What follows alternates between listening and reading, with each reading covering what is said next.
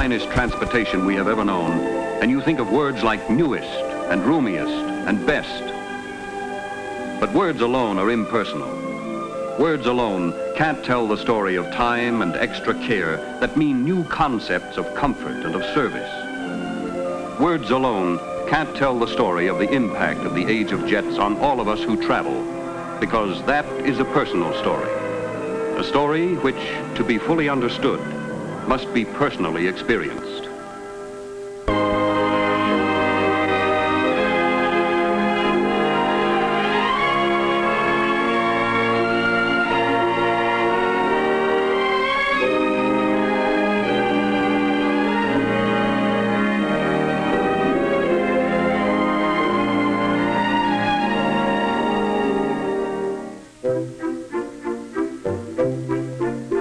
It is 7:40 a.m. Eastern Time at New York International Airport. As it is every this time, Jet Mainliner Flight 803 is being taxied to United's terminal for its 9 a.m. departure, non-stop to San Francisco.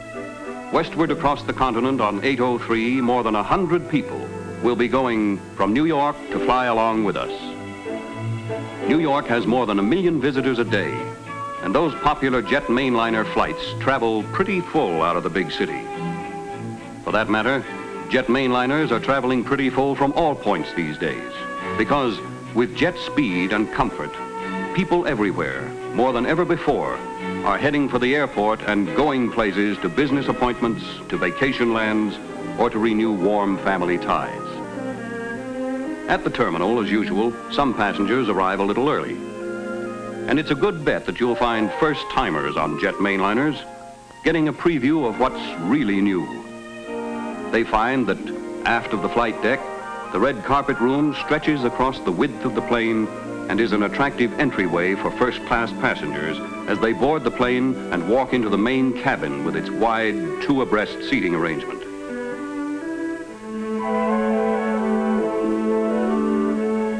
The custom coach section, a separate cabin in itself, has 3 abreast seating, and even a model reveals the fact that with the size of the DC-8, there is no skimping on roominess.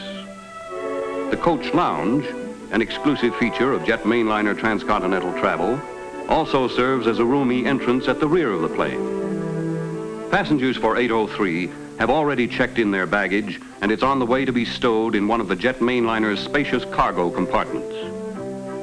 The luggage containers, preloaded in the terminal, are designed to give extra care to personal belongings. The protective containers and their contents travel as a unit and eliminate loading and unloading bags into cargo pits by hand. Now, 803 waits patiently on the ground.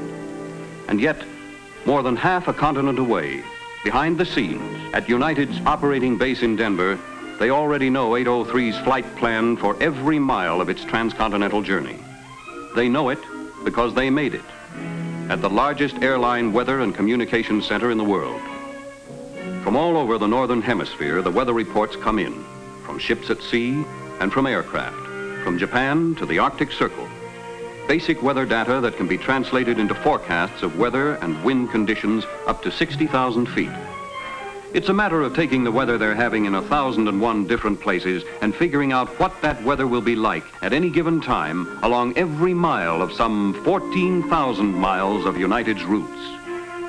After the basic weather information is processed, final decision for all jet mainliner flight plans is based on programming that data for a Bendix electronic computer. The computer will yield in minutes the precise answer it would take human experts hours to arrive at. You feed in your weather data, plus such items as payload, reserve fuel required, alternate airports, and out comes your answer in the form of a detailed flight plan. The flight plan for 803 has been transmitted from Denver via United's New York dispatch office to her captain and crew, who will fly her along the route and altitude selected with extra care for the smoothest and fastest ride. United Jet Mainliner, Flight 803, non-stop to San Francisco, now boarding at Gate 4. Last call, all aboard, please. and welcome aboard. For 2,500 miles or so, from the Atlantic seaboard across the continent to the Golden Gate, you are the special guests of Flight 803. Up forward here in the first class section, or aft in the custom coach section, the quiet speed and roomy comfort have been carefully designed and planned especially for you.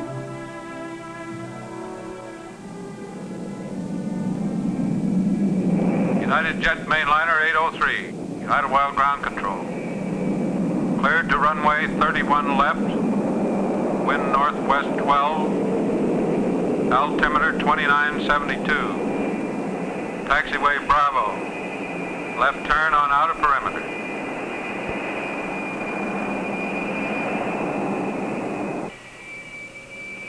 Idlewild Tower, United Jet Mainliner 803, ready for takeoff, over. United Jet Mainliner 803, cleared for takeoff.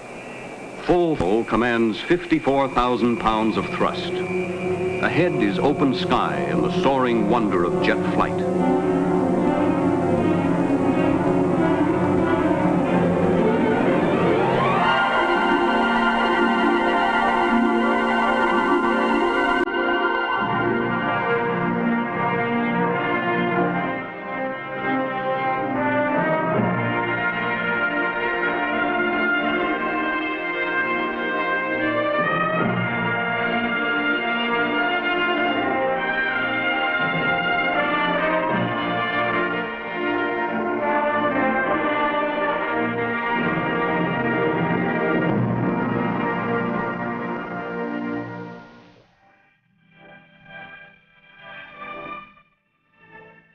There was a time when the distant whistle of a train sounding in the night would fill our minds with thoughts of places far away. But today, there are no places far away. And it is the quiet speed of smooth jet flight that intrigues the imagination and stirs the wanderlust that lies in the heart of everyone who loves to travel. And aboard 803, we are all a part of this new jet age of ours, flying across the continent in a new hotel on wings. The flight deck is the operating office of our multi-million-mile captain and his crew. The red carpet room is an informal sitting room with space to stretch and to relax. That's why this is Grace Bauer's second flight on a jet mainliner. The friendly service and quiet ride are exactly what she wants after that exciting weekend in New York. They call it the red carpet room because, extending as it does the entire spacious width of the airplane, it lends itself so well to the hospitality, friendliness, and comfort that are the hallmarks of red carpet service. For Sue and Jerry Parker, who have just been transferred to San Francisco, this flight is a first. The Thompsons, who run a dress shop together in San Bruno, make New York about 3 times a year. But traveling salesmen are always on the move, even when they want to be at home. So to men like Frank Morris or Ken Adams, jet flight means that no matter how far their trips may take them, from now on, they will always have more time for fun and leisure with their families. And so it is that to almost everyone, somehow or another, one way or another, the age of jets does have that very real and personal meaning of being able to see more and do more in the best possible way. And to the passengers in the custom coach section, the impact of those personal meanings also becomes quite clear, because today just about everyone is flying. The speed of almost 600 miles an hour, the smooth vibration-free ride, the luxurious interiors, and that exclusive jet mainliner conversation piece, the friendly coach lounge, are all features carefully designed for your personal comfort by the same experienced team that has worked so hard to give us the finest transportation system we have ever known. It is a team composed of the men and women who operate the airline to serve the needs of the flying public, those who build the planes, and those who build the engines. And when we look inside those engines, we can see the secret of their vibration-free performance. Smooth turning compressors and turbines that spin evenly on their axis. Every one of the small compressor blades is in itself a carefully designed and efficient airfoil. We have always been proud of our national reputation for mass production, But quantity is only an objective that must be tempered by craftsmanship and precision. The skill and experience that go into the fabrication and assembly of those Pratt & Whitney jet engines are paying off in a reputation for dependability that is unsurpassed. They are called the most proven engines ever built for passenger planes, and for good reason. They have flown more than 2 billion miles. It is only reasonable and logical for new concepts of power to team up with brand new concepts of airplane design. The Douglas DC-8s are designed from the ground up exclusively as passenger transports. And because they are so very large, Douglas had to construct 2 additional assembly plants with special equipment in order to match the size of their new jets. Just 2 of which, placed end to end, stretch out longer than a football field.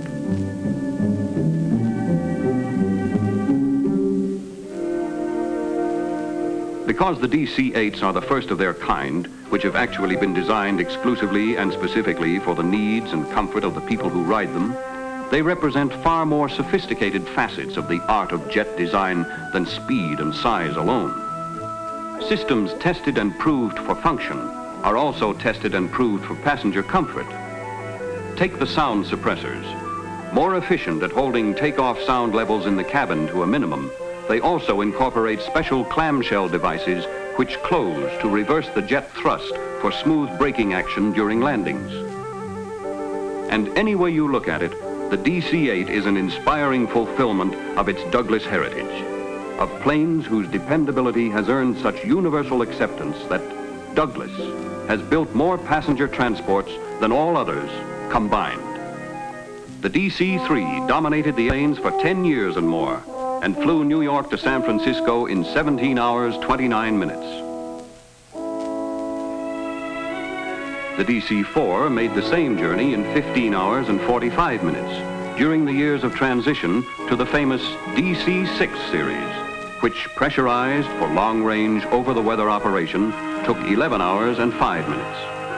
And then it was the DC-7 for coast-to-coast non-stop in 8 hours and 45 minutes. And now, the DC-8, most respected member of the family, wings across the continent in as little as 5 hours. And today, flying to San Francisco on 803, with the operating member of that transportation team, the airline, one thing becomes apparent. An airplane is built only once. You have to fly it every day. And you do it with the comfort and well-being of the people whom you serve always as the one ideal uppermost in your mind. So you've taken extra care to specify and help design those personal touches that your long experience has taught you to understand so well. Private tables that are large enough and sturdy enough. Private tables that are independent of other people's privacy. You learn to provide a built-in reading light for the best visibility, day or night, but one that, moving with the chair, cannot intrude on those who would rather rest. And the roomy comfort of jet mainliner flight is made more pleasant still because the thoughtfully designed special and larger windows become picture windows to help your guests aboard enjoy a view that changes with the miles.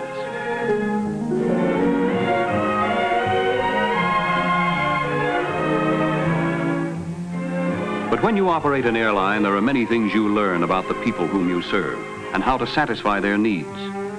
So for the custom coach, you learn to design 3 abreast seating with ample room for stretching out. You learn how to make coach travel easy on your friends as well as easy on their budget. And of course, they in turn begin to know and understand a little more about the plane on which they're flying. But there are certain things that can't be made apparent by a look around the cabin. The crew, though, up forward on the flight deck, they can tell about it because they're one of the important parts of it. You and 803 are over Indiana now, but long before the DC-8 went into service, the flight crews started flying it out in Denver on the ground, in flight simulators, which electronically reproduce all conditions of actual flight just as they are experienced in the airplane. In front of the cockpit, a giant TV screen helps provide the effect of complete realism for training in takeoff and landing procedures. Engine and flight instruments react precisely as they do in the air. In the rear of the cockpit at the flight instructor station, a control panel lets the instructor set up every kind of practice situation for the crews to handle in the same way that they would during flight tests. Watch the instruments as throttles are retarded for the simulated landing.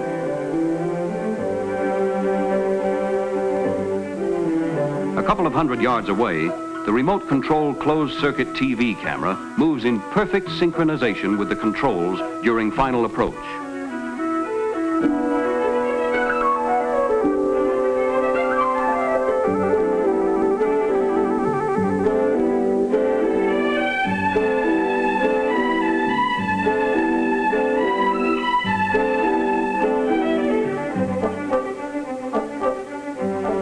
Modern techniques of transition training mean long and comprehensive practice and instruction, both in the simulator and in actual flight.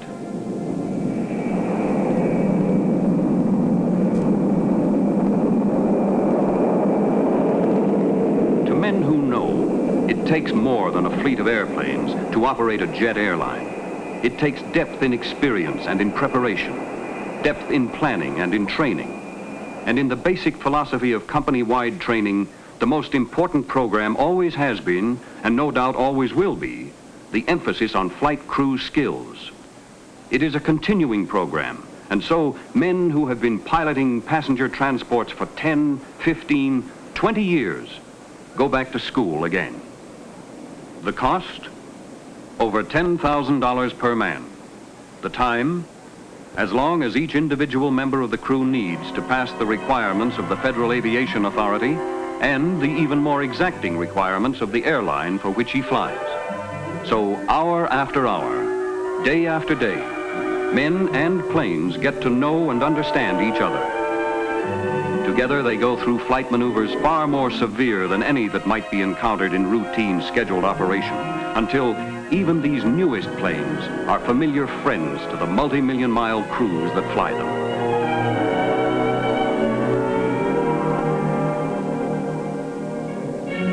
Depth in training. At United's San Francisco Maintenance Base, the largest of its kind in the world, mechanics from all over the system are brought in for their comprehensive training programs which pinpoint every feature of the airplane. You can call it planning and preparation and training, but it all adds up to the extra care behind the scenes that, like the radar in the cockpit of your Flight 803 today, is helping to make your trip on 803 smooth and pleasant. It is an interesting and significant part of progress that as our planes fly faster, quieter, even better service in half time, speed and physical comfort should not mean a sacrifice of personal interest. And so it is important that there still is always time enough to have a friendly word with the passenger traveling alone. Or for your stewardess to pin the wings of junior pilots on young and suddenly expanded chests. You can solve even your problems of time by planning. Something like 4 years of planning to reach your goal of better service in half the time. And personal attentions you receive are visual evidence of a much broader picture you seldom see. Case in point, the matter of the empty plate. Object at hand, an irresistible appeal to everybody's taste. And so, because the continental chefs in United's flight kitchens from Honolulu to New York are experts in the culinary arts rather than in words, they have set up a display as the personal expression of their mission, which is to see that all meals served on United are unsurpassed.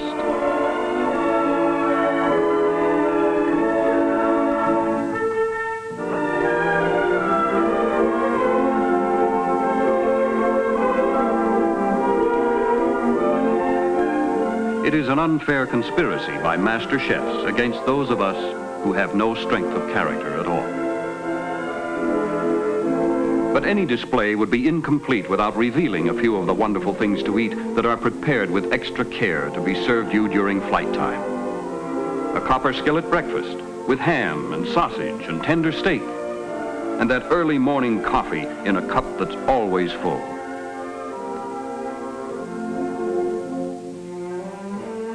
When attention turns to lunch or dinner, on shorter flights, the tray may hold chilled lobster cocktail, boned breast of chicken, and an oven-fresh dessert with your choice of beverage, of course.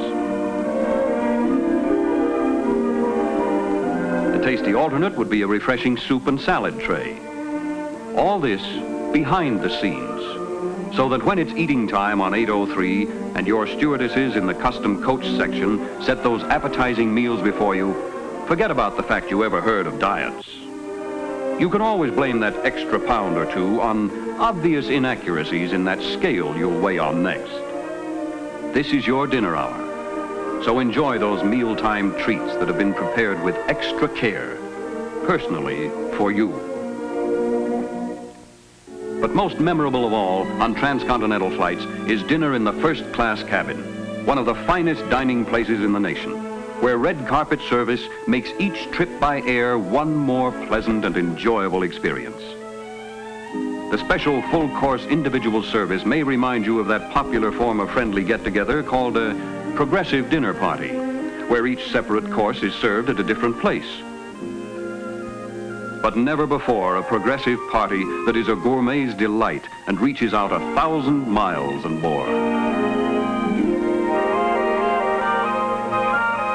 You've enjoyed cocktails over Ohio, salad over Illinois, and now it's time for your entree over Nebraska.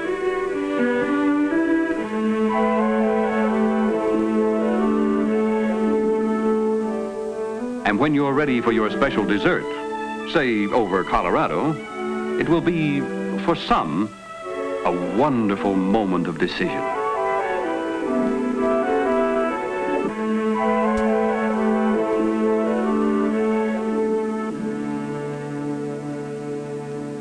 Time and the miles pass swiftly. High above Lake Tahoe, 803 has crossed from Nevada into California, and Oakland Air Traffic Center has control. United Jet Mainliner 803, Oakland Center. Clear to Oakland via Sacramento, Victor 28 Oakland. Cross Sacramento 20,000, Oakland 10,000. Attain 10,000. Contact San Francisco approach control over Oakland.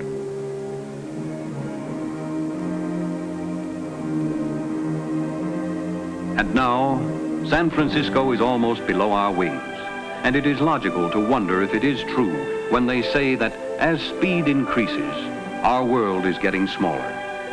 But physical distance doesn't change. The world isn't smaller. It only seems that way because we are growing. All of us, together, are taking giant strides toward individual effectiveness and personal satisfaction as we grow in size and stature, along with the wonderful machines we have learned to build and fly so well.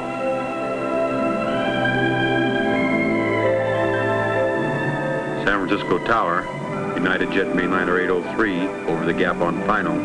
United Jet Mainliner 803, cleared to land. 803, roger.